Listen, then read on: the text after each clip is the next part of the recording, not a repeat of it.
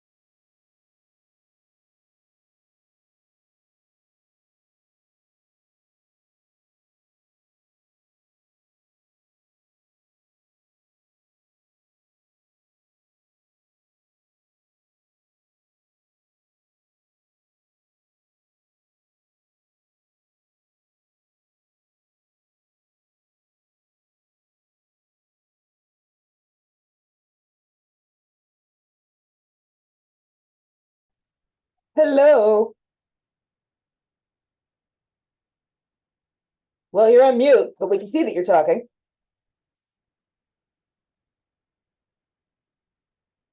Yeah, anybody home? Yeah, we're here. Can you hear me now? Hello. Hey, Neil. Hey, Emily. Hey, hey. Let's see. There we go. All right, what y'all did with the rest of the people? I think we told them it was July and they figured themselves out. Bob David had COVID. Oh, man. Yeah. Sir? Okay, thank you. Yes. And we got the dates for the next time we go around. Jackie's. Yep. Last night I took 2 pages of notes and I left them in my office. As one does.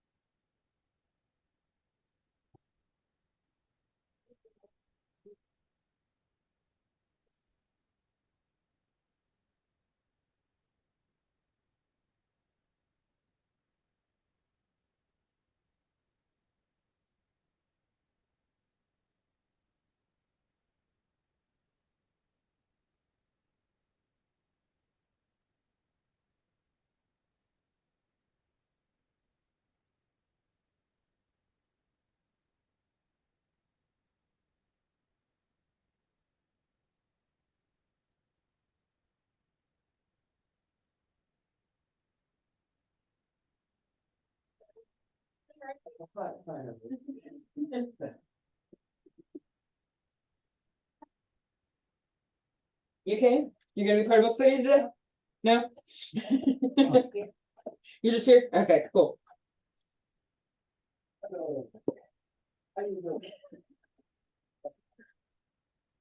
My poor son, I forgot, I was, That's your son? yeah. I was convinced that I had registered him for camp this week. Oh. And apparently I only registered my daughter for camp this week.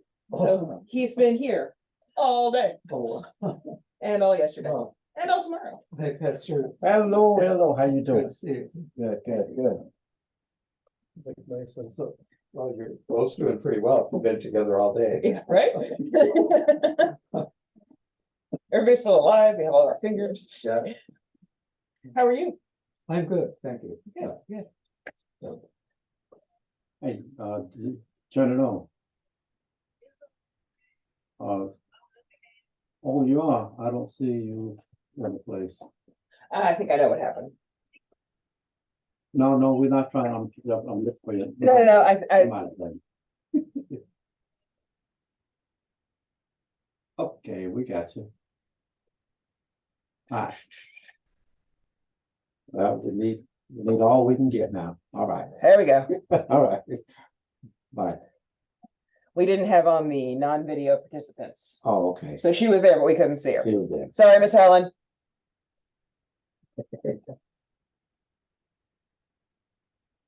Harry, you had a good day? Yeah, I would say it was pretty good. But it wasn't very eventful. I'm trying to think, did I accomplish anything? I guess Well, I it's not always accomplished a bad. couple things. Good. How about you? Quiet. My office hours as usual. After getting by Sunday. Right? Yeah, I mean, real good. But I know you missed it. You missed it Sunday. I know, I saw it. You saw it. on Rick, did you hear Facebook. about this? They had protesters. What's that? They had protesters at Reformation on Sunday. Oh, really? Yeah. Why? Oh, yeah, they were marching in front of our church and I went and invited them in. They refused to come. And they were telling us that we're abomination and I told them they were out of order. And so that we agreed that they would stay there until 10 o'clock because we start our service. And if you don't come, we call the police and then you're in violation of the noise. And they said they'll leave. So, okay, fine. And they did. Cool, Yeah. cool. Very, very interesting. Yeah. I that's one of those situations that I don't know that I would have known what to do with, so. Here is pastor at the helm. Yeah. It smoothed itself out. Yeah, Yes. kind of came to a compromise. All right, good this far. Say your piece, go home now. Yeah. I wonder now that they know where we are, I wonder if they'll be back. Well, if they come back, then at least we've been through it already. So Yeah, you can yeah. just So it's just start people with out this there. off. Mhm. As long as you're not violent, Mhm. and we have all asked the police to come by and check us out to keep us safe. Mhm. That's their responsibility. Yep. So they said they'll do that. Yeah. Yeah. McCall is in Virginia. Okay, He said he'll try to get on. Jackie has her community right. project there today, but she says she will come on if she can.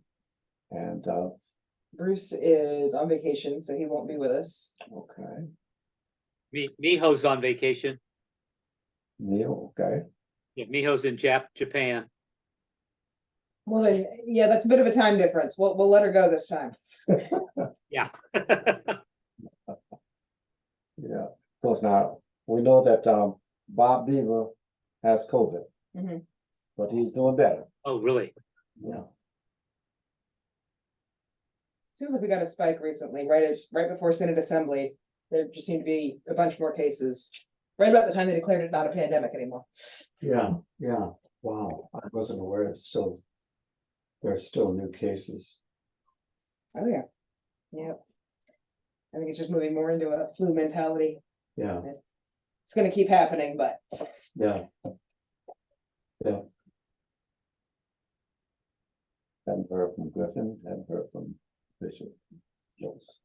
okay, yeah, I was gonna say Bishop Jenny was in Alabama yesterday for an ordination. Ah. She's been driving all day, so I imagine she's just probably happy to be home. Yeah. Drove 7 hours there. Yeah, anywhere but Alabama. Huh? Anywhere but Alabama. I was exiled there for 8 years. Well, we stole one of their fresh new pastors. William Strand is coming to serve Corinth and St. Mark in Saluda, Batesburg, Leesville area. Okay. But he wanted to be ordained at home, so Okay. I can understand that.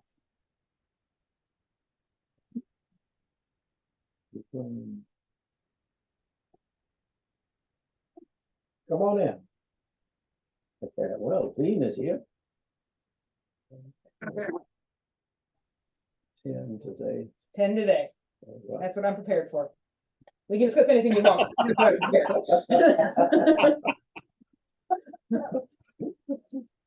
Hey. Come on in. Got plenty of seats. Oh, you were right on time. This is 6:30. We are ready to start.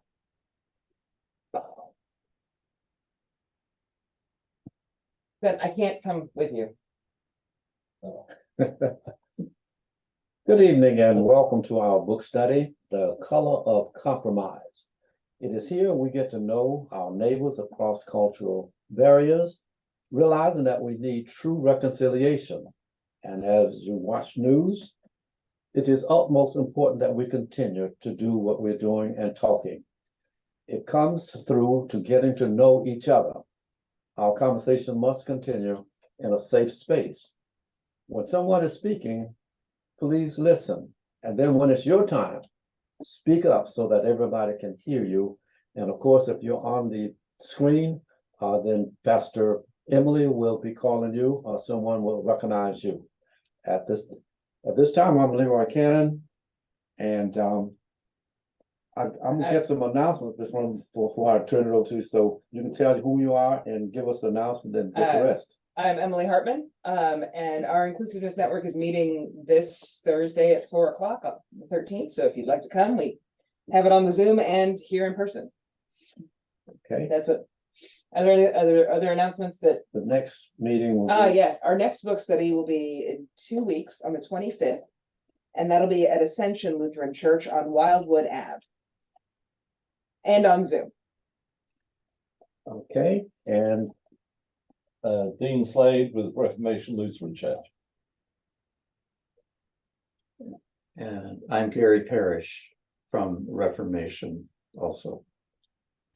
and on our screen, we see that Ms. Helen Cannon is there, and Rick Mason, I'm in Orangeburg, South Carolina, and also wanted to make an announcement that on Saturday, July 29th in Chester, they're going to be having a South Carolina Poetry Festival honoring Vivian Ayers' 100th birthday. And Vivian Ayers is the mother of Felicia Rashad and Debbie Allen, and also was a member of the final graduating class from the old Brainerd Institute in Chester, which is where the poetry festival is going to be taking place, because we're still in the process of trying to save the final building of the old Brainerd Institute, which was a African-American school founded by Northern Presbyterians right after the Civil War in Chester. okay, and we had to enter. It's from 4:30 to 6:30, I think, that Saturday evening, and it's free.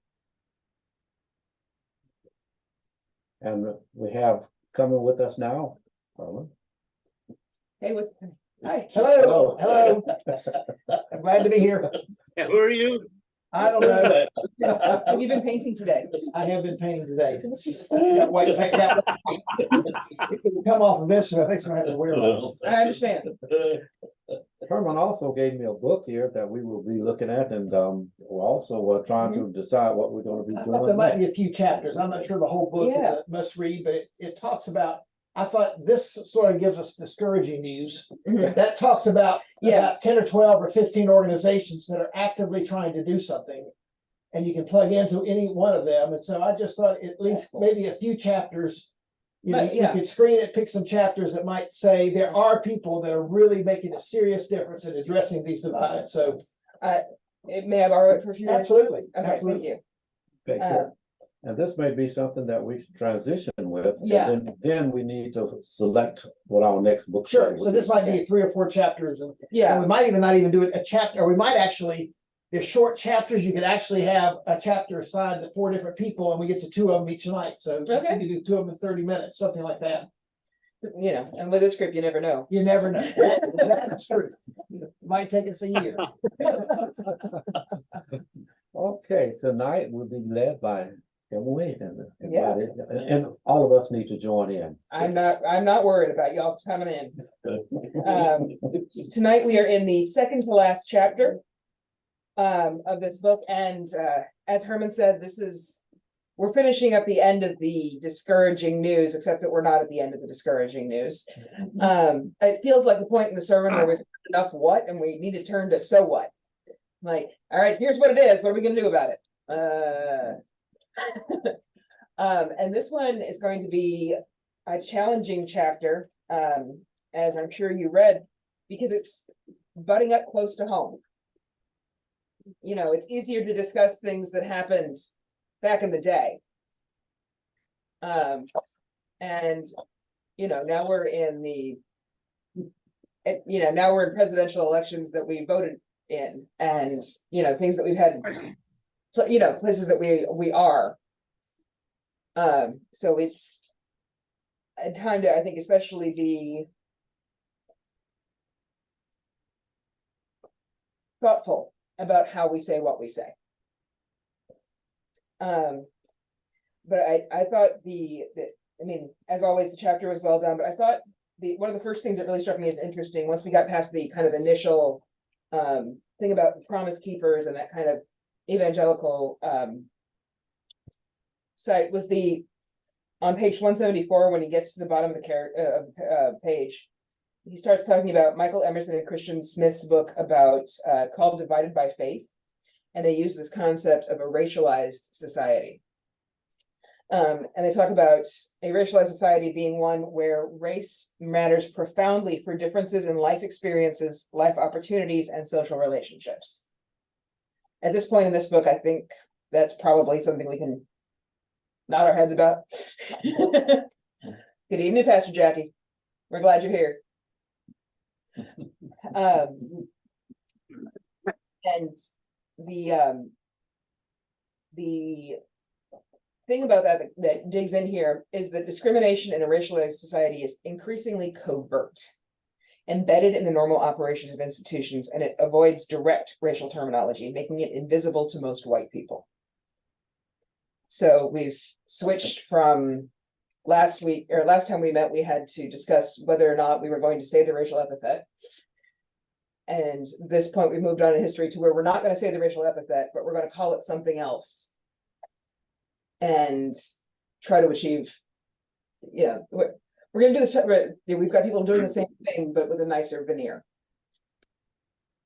I thought it was really interesting when they talk about the white evangelical cultural toolkit and politics, because this is something that I think I've sensed, but not necessarily had vocabulary around before.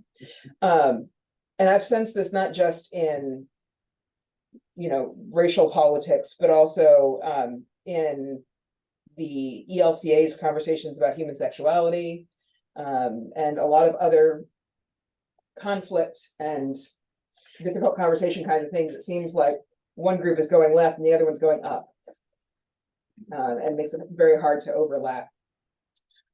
So he talks about 3 parts of the evangelical cultural toolkit. One is accountable individualism. So this belief that individuals exist independent of structures and institutions, have free will, and are individually accountable for their own actions. Rick, did you have a comment? No. Okay. I was just going to say that basically that word just keeps coming up again and again in the evils of our society's individualism. Mm-hmm. And Asa Hutchinson is jumping all over that word right now in the presidential campaign. We need more individualism. Yeah. Sorry. No. I mean, that's what I'm at. That's what I mean. Is this chapter is not. This isn't history. This is, Yeah. It happens to be before now, but not by much. And I think this is something that is particularly American. This sense of individualism being paramount. I don't know that I can speak to that I mean, I've lived here my entire life, but it strikes me as something that's particularly American as far as religion is concerned. The second hallmark he calls relationalism, which is a strong emphasis on personal relationships. And it emphasizes that social problems are fundamentally due to broken personal relationships. And I couldn't help but hear in the background of this part, I have a Black friend, right? I can't be racist because my personal relationships are okay, right? But and you can see how if you believe that all problems are broken personal relationships and your personal relationships are fine, then there must not be a problem, right? It draws a line around the problem, and you don't get to look on the inside.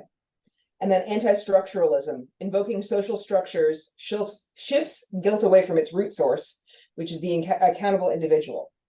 So if they're operating from an anti-structuralist viewpoint, saying that the structure is responsible for it, saying that there are racist tendencies embedded in our laws or in our hiring practices or in our school systems, then that's going to be seen as shifting. If you're coming from the anti-structuralist viewpoint, that's somebody who's trying to distract from the actual problem of broken personal relationships, not somebody who's talking about the problem itself. What do you think? I think it's a great misuse of Christian theology. And I think it tries, I think the weight of individualism cannot carry all the burden that's thrust upon it. And I see it operating in our society in many ways. When we can't do critical race theory in our schools, we can't teach anything that might make a white person feel embarrassed or ashamed or guilt. What the heck is going on here? You know, but that's where this radical individualism and this anti-structuralism is coming through in our arguments about what books can be read and how parents parent and all of that. And it's a sickness, and I think it's unhealthy.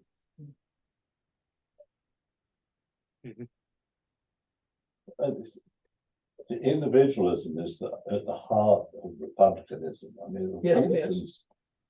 have a creed, and it's all about the sanctity of me and my effort and my reward. And so that, I mean, that, that's a core principle. And I find most of those statements problematic. But I mean, the group that's gathered around this table is here because of certain beliefs and investments in what we want to do with our lives, right? We didn't end here up here by magic. Emily, I was at a meeting today with somebody that works with the Sisters of Charity organization, and they've actually begun work involved in dialogue with LGBTQI, and which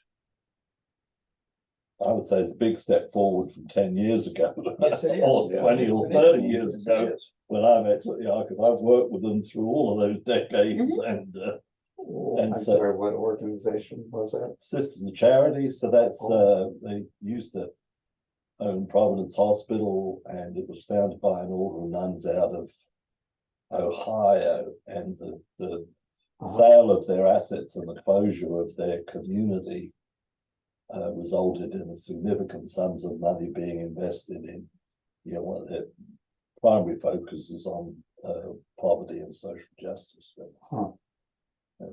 That is a big step. Yeah, as I say, it was a Catholic organization that it's at its base. I don't know why, as human beings, we tend to prefer either or solutions rather than both and solutions. But this is either it's radical individualism or it's all corporate. Or it's communism. Yeah, that's right. Either that or it's communism. You're exactly right. And when the reality is, yes, individual sin and brokenness and interpersonal does play a role in this, but that's not the only role it plays. So does systemic, the way we organize ourselves, the way we set up our economics, all of that is a part of this. And if we want to say it's only radical individualism, it cannot carry the freight of 200 years or more than 200 years of racism. It doesn't make sense. It's a cop out for white people to not have to deal with their issues, I think. It's also covers a lot, like that they would use that to say why everyone has the right to carry a gun Right. and all of that. And, Yeah. it covers a lot of territory with that. But I mean, that's, it is there, I think one of the fundamental questions of living together in groups, just how societies are built generally, but also I think America has a particularly strong bent toward individualism that we haven't quite figured out. You know, we've got the stand your ground laws and homeowners associations, right? Like, that's a weird place to live. When people can tell you how to run your lawn, but not your firearms. Yeah. And it stands contrary to a lot of what we believe, especially in the Black community and the Christian community, really, because what they're saying is that I individually are in control, and if something goes wrong, I blame it on sin.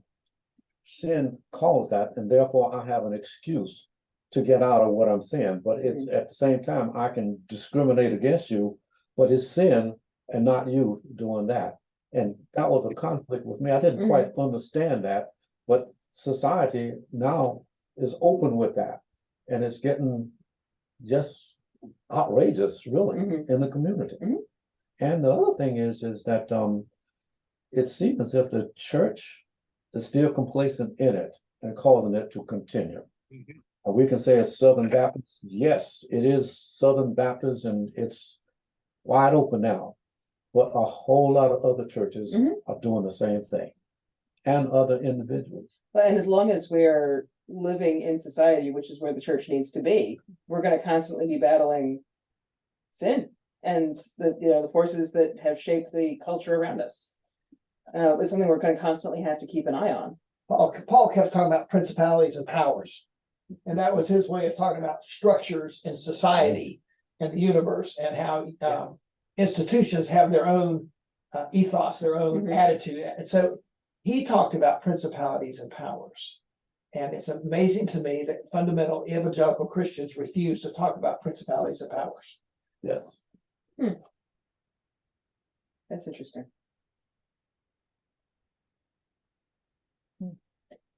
Other thoughts before we So, Rick, anybody on the screen? I'm good. Okay. Just one last thought then. Yeah. Was there? See, one of the code words for not talking about racism now is this concept of nationalism. Is that kind of a substitute for racism? So now we say, well, America first, we're not white America. people first. It's America first, but it's also code for But it's and we're white first and last. and that rolls in that 2016 presidential election section too. How do we? What are the codes we use? And there are definitely codes we use. We had our gender justice boundaries training this year, and we had a whole conversation about pronouns. And people who introduce themselves with their pronouns are sending a code, right? That's an identification of who's safe here. And people who refuse to do that when everybody else is are also sending a code, right? Like it's figuring out not just, and that's a pretty clear and straightforward, but how do we figure out what we're really talking about when we're talking? Yeah. My problem is, I hear what you're saying and about the codes, and I understand that for a time, you would use codes and things of this nature. But I'm feeling that I hear racism today. Oh, it's getting louder than ever. Oh, yeah. And dangerous and violent. And I'm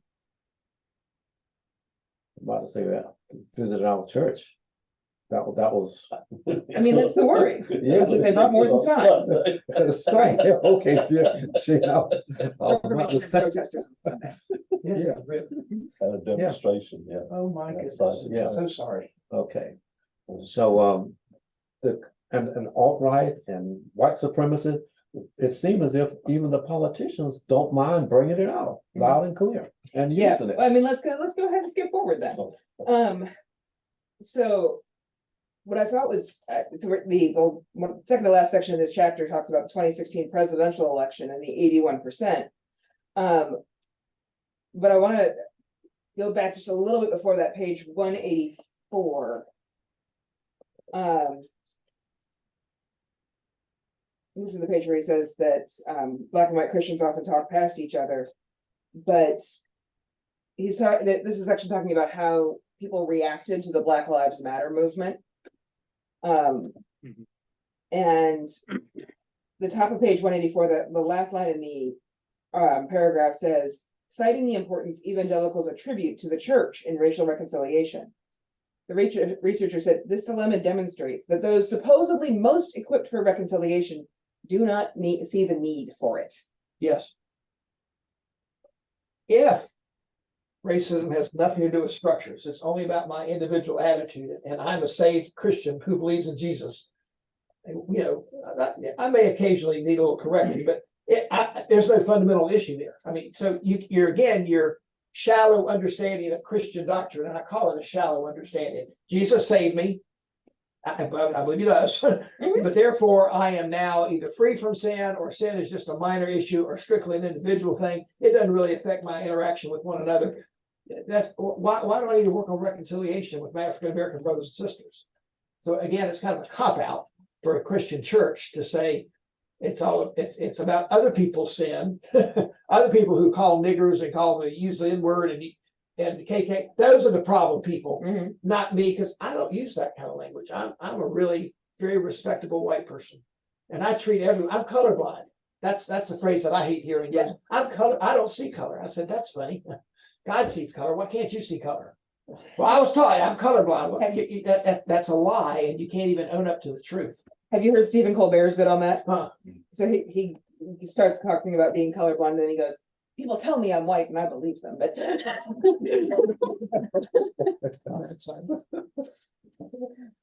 you know, like so the barrier is in part that either people are not seeing the problem or they don't want to see the problem. And I've seen too many people to believe, I believe that some of them legitimately don't see it, which is a problem. And then there's the ones who do see it but don't want to see it, which is a different problem. And how do we, as a church, have that conversation with people who don't think we need to have the conversation, which is the fundamental question of this book study, right? How do we not only, how do we share that this conversation, this reconciliation is hard but good news? How do we share that this is the work that needs to be done if the church is going to be the embodiment of God's kingdom in the way that it is called to be? When we've got people who are like, I'm not racist, but I'm not sure my church could handle a Black pastor. But I'm not racist, right? Right. I'm not prejudiced, but I'm not sure about these women pastors. Sure. Okay. Right. You know? I'd like to make a comment about the Black Lives Matter, if we can go back. Yeah.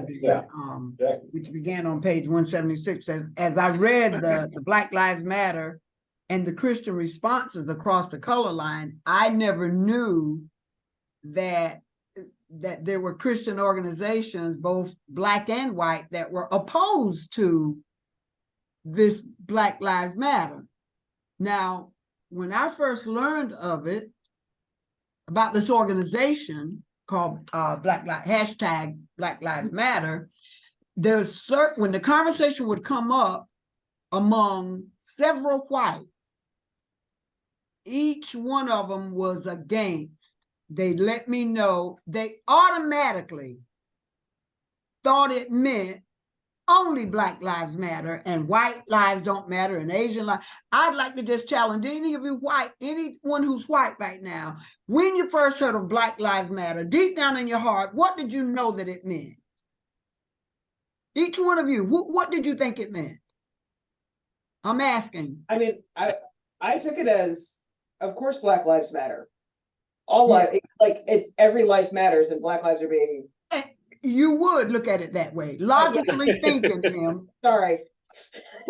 Dean, Herman, what did you think? I'm just curious because there's a certain group of whites that I've been in conversation with. I had a member get angry with me and leave this church and left the church because she thought I was being racist by defending that Black Lives Matter was a movement. It was a protest against the policemen, you know, just brutally killing unarmed Black men as if their lives did not matter. And we got in a conversation about it, and she looked at it that, wow, Jackie's racist for defending the Black Lives Matter, or for looking at that and trying to explain it to her, you know, what it actually meant, that it was really pretty much like a movement or what have you. And it wasn't saying that all other lives don't matter, just only Black lives. And this person didn't see it that way. So they got angry and left the church and told other members that, gee, I didn't know Jackie was a racist because I understood Black Lives Matter. And so I noticed that several whites that are in my life, and if they're workers, service people that would come here to the church and do work, if that conversation came up about Black Lives Matter, now, granted, they were Trump supporters. Each one of these individuals just happened to be Trump supporters. They were South Carolina. See what I mean? I'm shocked. That's not a surprise, is it? But I noticed that they would take offense to the Black Lives Matter, and they would say, I don't know why that has to be said. A person put it up in our neighborhood, posted a sign out in their yard that said Black Lives Matter, and I wanted to go snatch it down. And so I'm looking at these people who are sharing their opinion about the Black Lives Matter, and I'm looking at them and I'm questioning, if you refuse to see that it means all lives matter and so do Black lives as well, then what's stopping you from? But these are the same people that do not want to talk race. These are the same people that think if you bring up this racial book study that you guys are doing, you're just you're just rehashing stuff, and what's the point? These are the people, and they're church folks. They're all church people. Yeah. Yeah. So I just thought I would say that there were certain people that I'd say, like Emily, when you gave your response, I knew already that you would consider that, well, it's not just saying that Blacks are the only lives that It's not a competition. We're all allowed to be alive at the same time. Yeah. I knew that there's certain ones just would automatically think that way, that you would know that. Jackie, one thing I think is that the Black Lives Matter movement is pointing out the hypocrisy. Yeah. So the very fact that these people were offended by it, it's working. It's Yeah. causing them to look in a mirror, and they may not honestly admit it, but the fact they got angry over it, something's going on in their souls. And That's true. so I'm just saying, it was a pretty clever, the slogan was a very clever way of helping to confront the racism that still existed in Yeah. our society and is alive and well. And I'm sorry, it's a sad story. Let me tell you, it's a very sad story. It hurt you, it hurt the congregation. There's no doubt about it. Yeah.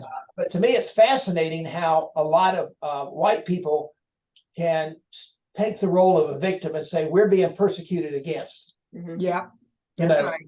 and I'm going to say all lives matter, and that makes me one up on Black Lives Matter, because I say all lives matter. Well, That's right.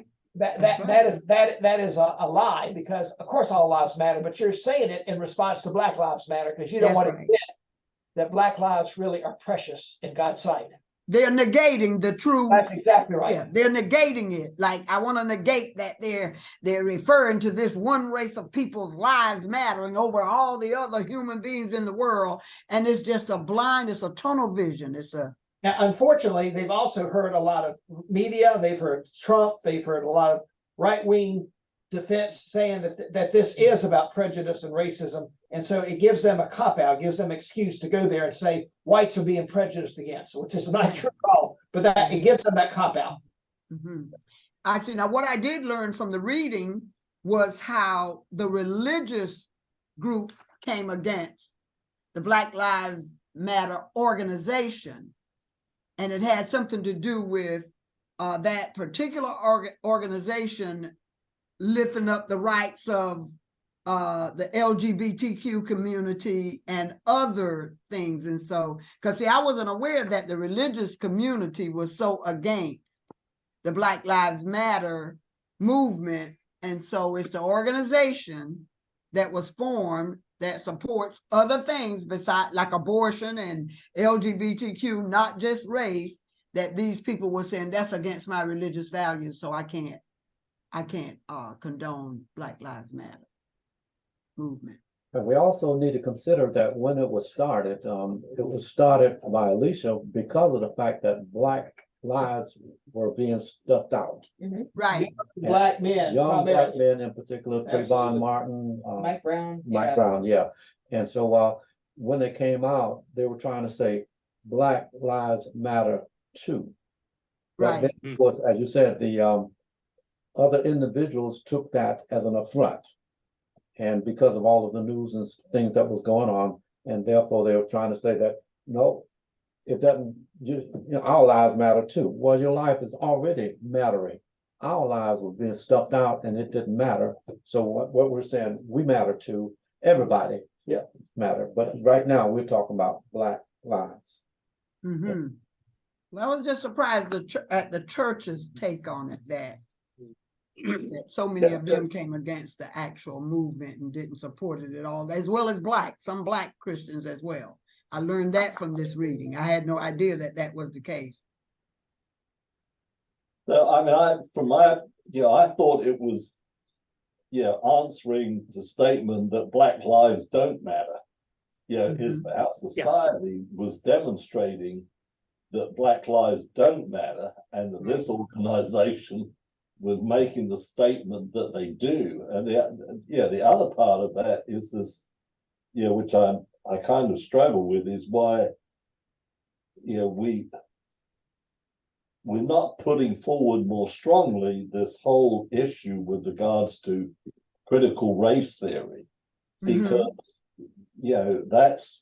that's really that's at the heart of all of this, is Right. that our government and our society has been structured around false values related to race. And if we don't, if we fail to recognize their existence, we've failed to adapt to be able to, to deal with the issues that has created. And I would say it has a lot to do with something else that the author pointed out, how 62% of white evangelicals attribute poverty among Black people to a lack of motivation. And even 31% of Black Christians said the same thing. And so that has a lot to do with the mindset that if I'm a white person and I have this mindset that Blacks not achieving, they're not being socially deprived, there's no such a thing as systemic racism, they haven't had anything hold them back other than their own laziness and not pulling up both their bootstraps and making their way just like everybody else gets to do, that really was alarming to see that percentage of them thought that, and as well as a percentage of Blacks as well. Which goes all the way back to Reagan and the welfare mothers, Welfare queens. welfare Oh. queens, and Yeah. that whole litany has been out there. That false understanding has been out there that if a Black person is not achieving, it's his fault or her fault. Right. They didn't get the education. Well, doors were closed. They didn't have a chance to get the education. So and yet nobody wants to take account for that, because it's a real convenient way to say, what problem? What problem? I don't have a problem with race. It's equal. It's an equal playing field. I've heard a number of white people. It's an equal level playing field out there. I said, no, it's not. They said It's a slanted playing field. yeah. And African Americans and Latinos and others are at the bottom, and whites are at the top, and you want to keep it that way. No. It's level. We have all these laws now. It's all level. No, it's not. But that's a hard thing for people to admit. Yeah, I was kind of struck by just like in the media with the affirmative action and the Supreme Court ruling. I remember when I was attending the seminary, I was in the ethics class. And Dr. Bell was teaching, was it Bell? Was it Bell? Van Bell, yep, Yeah. full year of ethics. And he was teaching on the sin of racism. Mhm. No, the sin of race. That's what it was, the topic. Remember that, the topic of the class Yeah, was he said the sin that, of he was race. covering the categories of race, wasn't Yeah, it? not racism, but the sin race. of race, because it's supposed to be the human race, and man got involved and turned it into other different parts, aspects of races based on skin color and biological appearances and all of that. So in that particular course, somehow we've got to the part about affirmative action. And I remember several white students in the class making their comments about how wrong they think, how they were all against affirmative action existing at the time. And some were saying how, you know, as a white person, sometimes I can be qualified for a position in the college or in a job, but because they got this quota to fill, affirmative action could give maybe a less qualified African American the position that I, as a white, deserved because I was more qualified. And so I looked at that as, well, I can understand why a white person would feel that way too if they miss out on an opportunity. But Dr. Bell stepped up. The way he addressed that was the fact of the plight of the African American not having rights in society for so long that there was a need for it. In other words, there were students in the class that spoke against the affirmative action, and Dr. Bell took a stand to say why it was so necessary, why it was so important at the time for the African American to get their foot in the door or get any chance at achieving. Which again, if I can discount 250 years of racism and strategic bigotry and Jim Crow, if I can dismiss all that and say it's only about individual achievement, that makes sense. That's the easiest thing to do. Is it accurate? Is it honest? Is it fair? No, it's not. But it's a way to not have to face the white person's guilt and responsibility in participating in a system where that has intentionally been structured to give white persons so many advantages. And then to say, I might have one position that's going to be denied to me. Oh my goodness, that means I'm entitled to every position. That means no one deserves a position. Well, it's all about merit. Well, no, it can't be. I hear you, but you're There's wrong. lots of qualified people for every. That's exactly right. That's the thing. Yeah. Okay. Yeah. I thought it was from a spiritual perspective interesting how he talks about Black Lives Matter as lament. Yes. Yes. Here, there's plenty in the Psalms about God. You sure? Yeah. Feels like you forgot me down here. Yeah. I know you're out there, but I you sure? And the idea of my life matters too, God, and people aren't seeing it, seems very in line with the scriptures that we have. Yes, it I does. saw that on page 179 at the bottom of the page. It said racism has inflicted incalculable suffering on Black people throughout the history of the United States. And in such a context, lament is not only understandable, but necessary. Mhm. Yes. And Yeah. therefore, biblical concept. Mhm. Yeah, absolutely. That's what the young lady, the founder of the organization, that's what she was doing. That's what motivated her to actually get it started as a Black activist and a writer. This Alicia Garza, when she sent a note to Black people, I didn't follow it from the beginning. Let me say, I didn't really dig into it and follow it from the beginning. I just knew what it meant.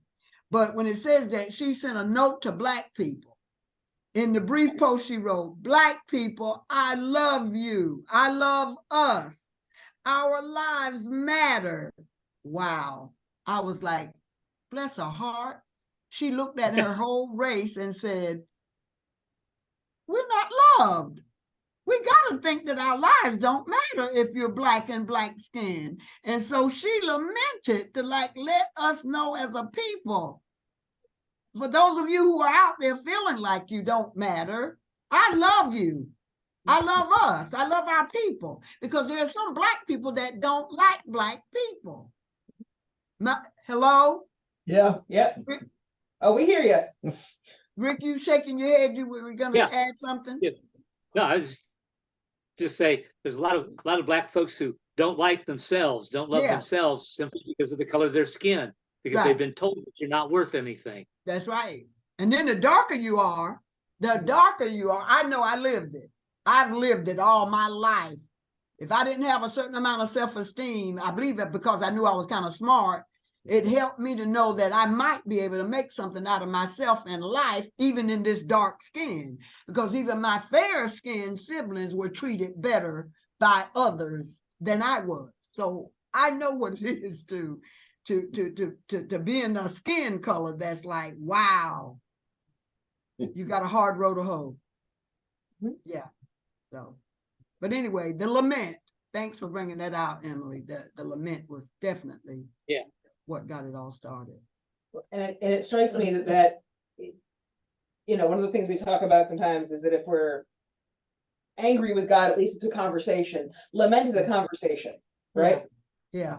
So I have, as y'all know, twins. They're 10, and sometimes I'll get the mom. Can we? Mhm. No. While they're complaining, they have hope, right? Yeah. While they're complaining, or while they're, mom, it's hot in here. Mom, I'm bored. Mom. They are expecting me to do something about their problem. Lament is that kind of prayer. God, I am miserable. It is sandy and the food is sucky, and there's no spices and everybody's mean. And I expect you to do something about this because you're God. Mhm. It's a faithful form of refusing to despair. Mhm. There you go. Yeah, I like that. Thank you. in looking at this, looking at this problem, I don't know if any of you are following the news that's going on in Paris, France. No. Okay, You'll have to enlighten me. well, there are riots in the street, not unlike the riots that took place here in the United States. Very, very similar. Very, very, very similar with Protesting brutality. with the the policeman shot and killed a 17-year-old boy, and he's been charged with involuntary manslaughter, and the folks are saying, enough is enough, but it's reached a volcanic waves, and so sometimes, as I say, sometimes there's some benefit in looking at these movements in other countries and seeing what's going on, and kind of using some of these things as cross-reference points, because people think, oh, this is just people going on here about something, but in fact these you can see these things going on historically in different communities. I watched a documentary that a friend sent me this last week, and it was on the riots that were in Notting Hill Gate in England in 1976, and they were provoked by the police. I mean, they had an agenda, and so these things have a tendency to be popping up in different places, and it's, as I say, it's not just an American problem. Right. And President Macron right now is trying to do all kinds of things because they know what they've done is wrong, and now they're trying to work out ways to fix it, because they discriminate in employment. They can recognize that the name of somebody is not French in Right. initial origin, and so they can put those piles of applications on one side and work on the other. So in saying part of this, with Kaepernick and what he did in kneeling down when he was playing for San Francisco,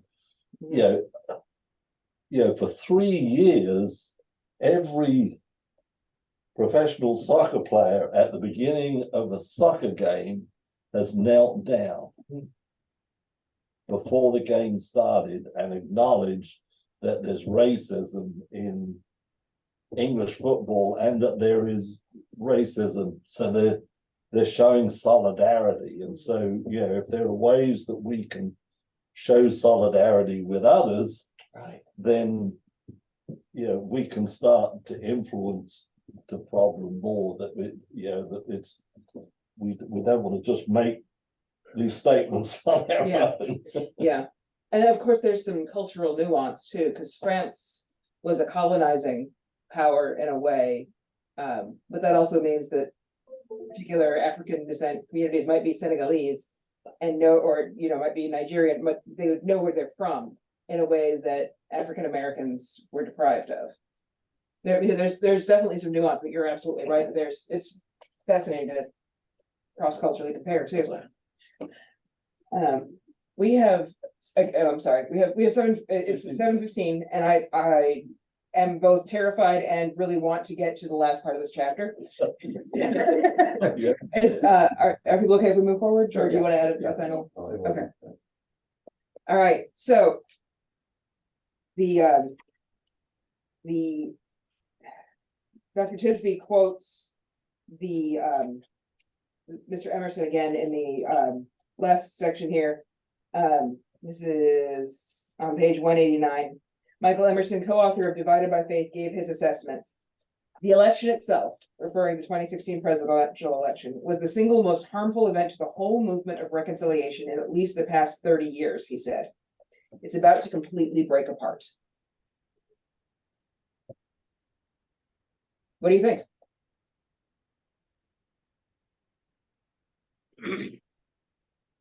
He was prophetic. I mean, no, he was right. And it did. It is. Yeah. It's still falling. Right. I don't know when this is written, but yeah. This is pretty recent. 2019. So, still in the first term. Well, half of the voting population is moving further right. So in that sense, it's becoming more extreme. But it was also really, I remember being fascinated by about the whole thing as as somebody who's going to have to vote in it, but also and a leader in a Christian church, but also as a woman watching the person who was campaigning to be president talk about grabbing people's genitals. And that is terrible and heinous and not life-threatening. Unlike some of the things that he has done racially, calling for the death penalty for people who were acquitted. I mean, there's a level of fear that certainly came with that, but not to the extent that he's a threat in certain other ways. It's horrible. Go ahead, Rick. I'm sorry. The other thing he says is that there was a veneer across America where we thought racial reconciliation was happening, where we thought there were signs of progress being made because Obama had been elected president. Yeah. And what he did is he ripped that veneer off and exposed the underbelly, the The underside backlash. of hate that has been there for a long time, that had just been suppressed. And now its ugly head is in plain view. And so it remains to be seen, how will we come out of this? How will we, if this was the most devastating setback how will the pendulum swing in a different way at a different time that really helps us grapple with what it means to be in a society that's systemic racist and to work on reconciliation and what will that look like? And might that still be a turn that we're waiting for in the next election or the election after next? I mean, I think we're still gonna be watching the pendulum swing. I will say, and not to just make this a political thing, but I will say that Biden's got the most diverse cabinet, the most diverse leadership that we've ever had in a president. We have the first Native American, indigenous person bureau. I mean, so there are steps that he has intentionally shown. And has he done enough? Heck no. but there are signs that there is some reckoning coming and that there's some realization among mainstream white America to not succumb to the lies of the extreme radical right, the alt-right. Leroy, you were gonna say something. This book was written prior to all of this happening. Now we're in the midst of it, and you just said that it is here. It is now. It's devastating. A lot of people, well, we say that, okay, not political, but they say it's Trump. But it was here before It him. was here, absolutely. And he exposed that. That's exactly right. And then it was brought out. And got to be careful because he's there campaigning, but he's not the president now. But the stuff that's going on is still alive. It is. You look at the courts, you look at the women's right, you look at the youth, you look at books taken out of school. That is alive. It is well. It's there. And so we must deal with it as Christians. And it's alarming to think, just like when Emily was just saying about the crude remarks that were made about grabbing onto a woman, and they like it. They like if you're a star, they like for you to do, and all of those horrible things that was coming out of this candidate's mouth, running for president and what have you.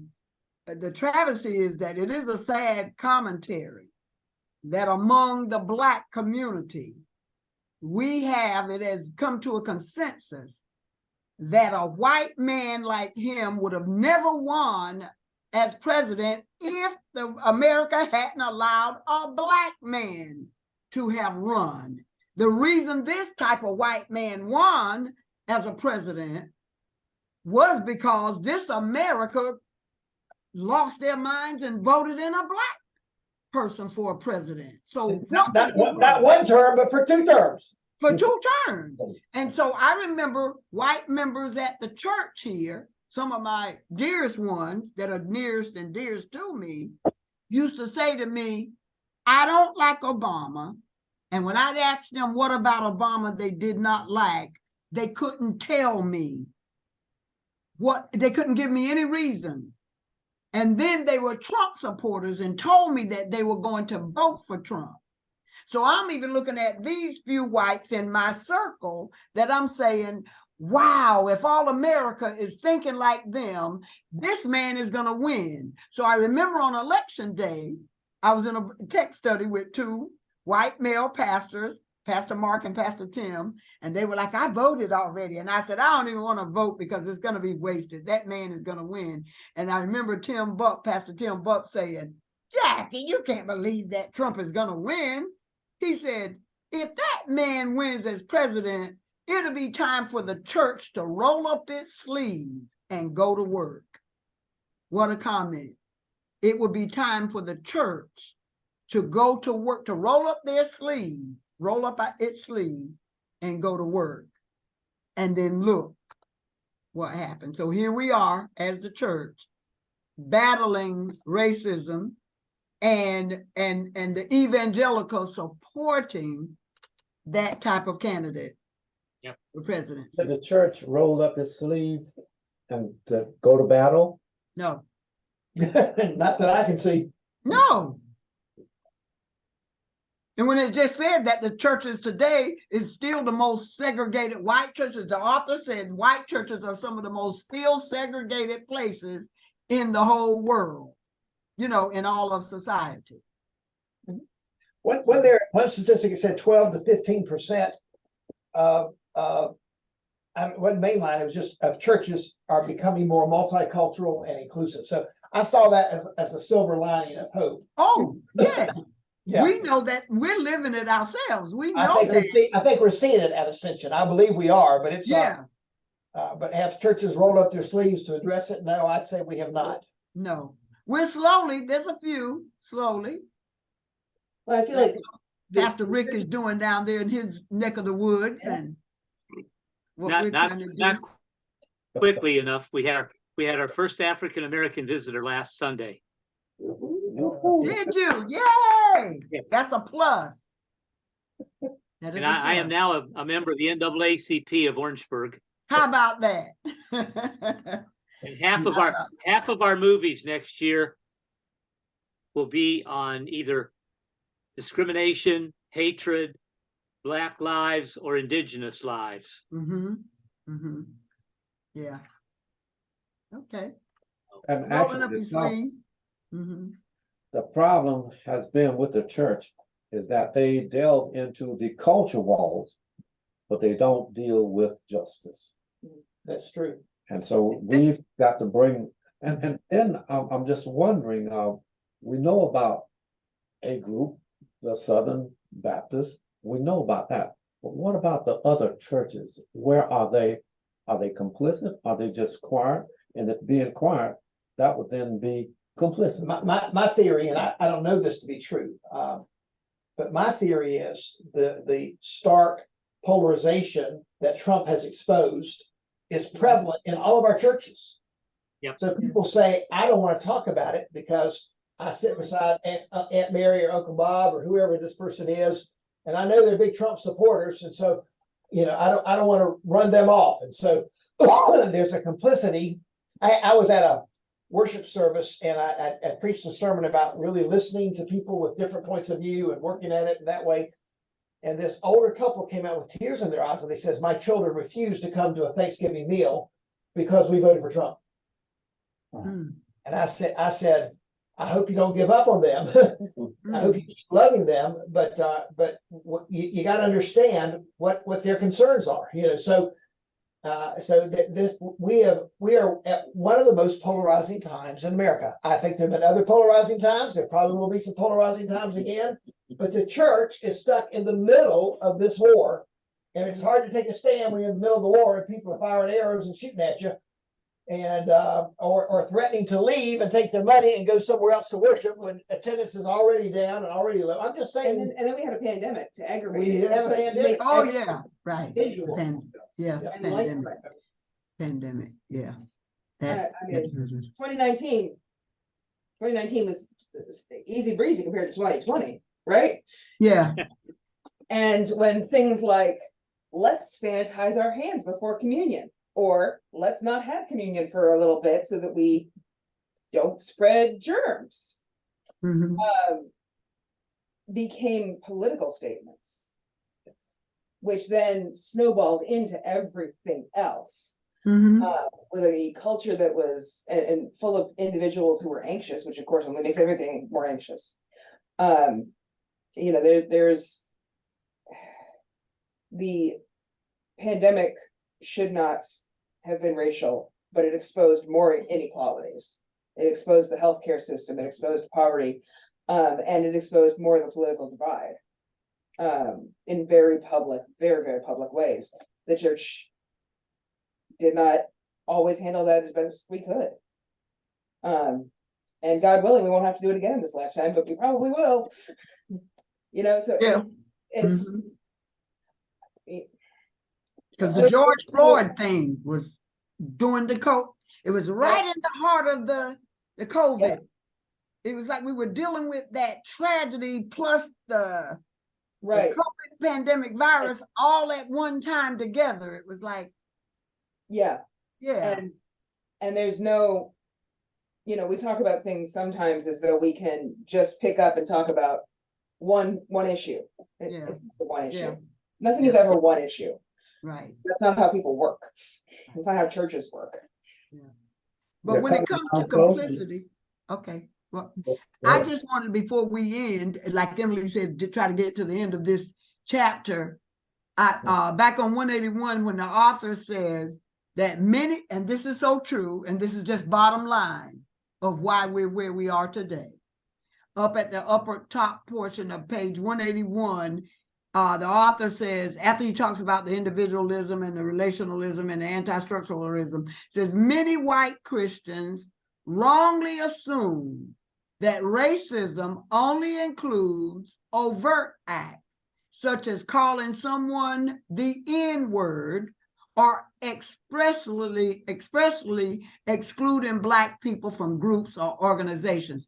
That's a surety. That's a certainty right there. That it's the overt acts that are what that white Christians feel like, I wouldn't dare do these things, so I can't be a racist. And then the guy goes on to say, American history reveals that Christian complicity with racism does not always require specific acts of bigotry.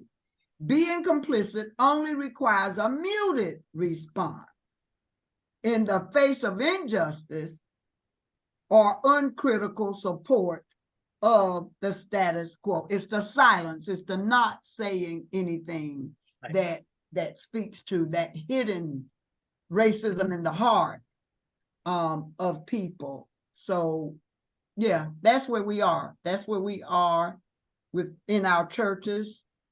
That's where we are today, with people saying, I don't do these negative things against another race, so I can't be racist. Or that's not what racism, that's mainly what racism is, the overt, acts of bigotry. Thank you. And of course, that's Jackie's take, and my take would be we must find a way to wake up the Christian church to do justice. Any other on the screen? Rick?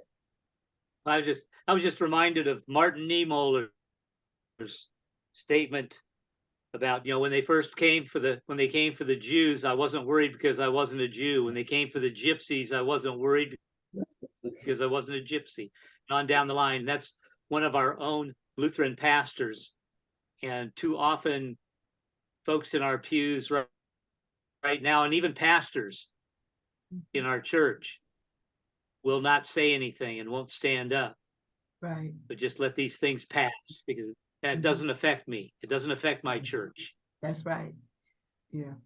And that's our weakness. We can't quit. All right, coming in, Gary. No, I didn't have anything else. Herman? Well, I'm just wondering whether we're in a Gideon moment.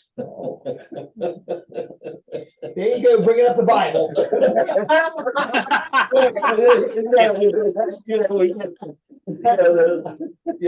COVID and all these other things are kind of, we sent, the majority of the people home, and but the work is, and the fight that we have is becoming more,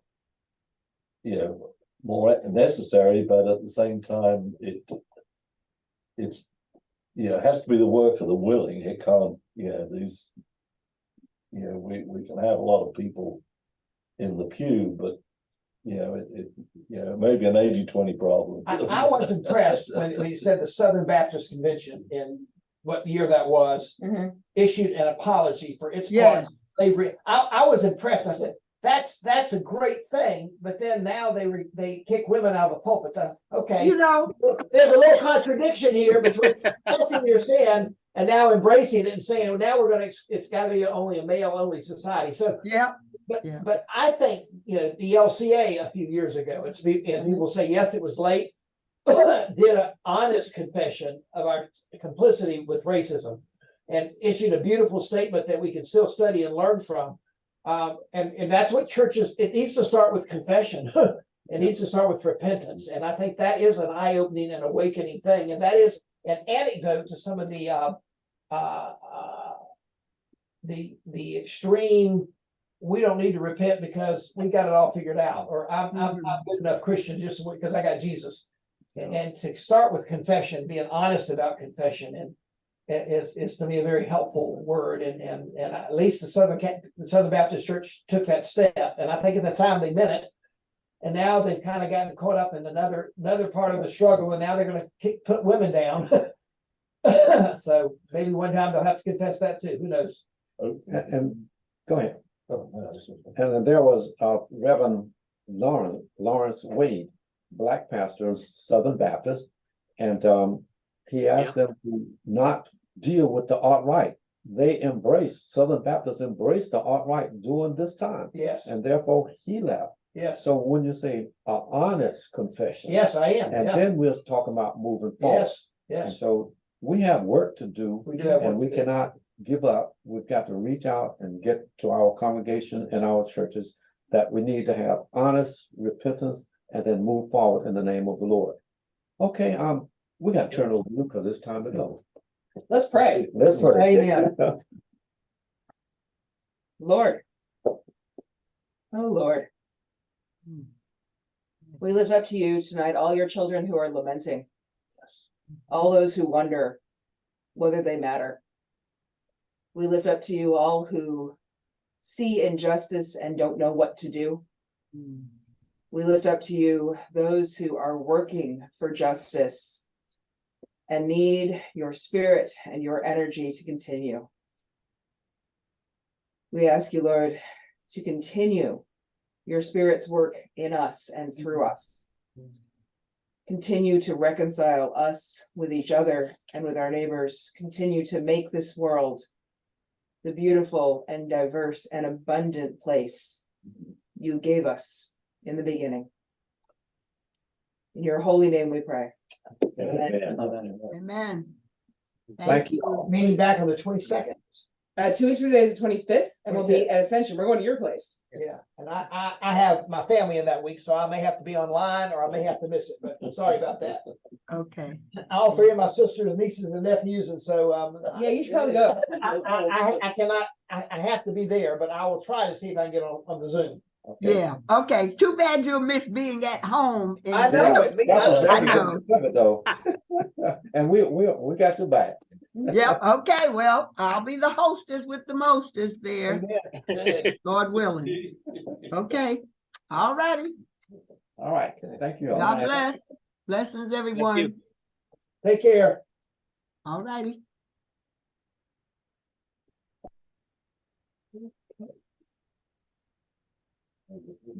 So what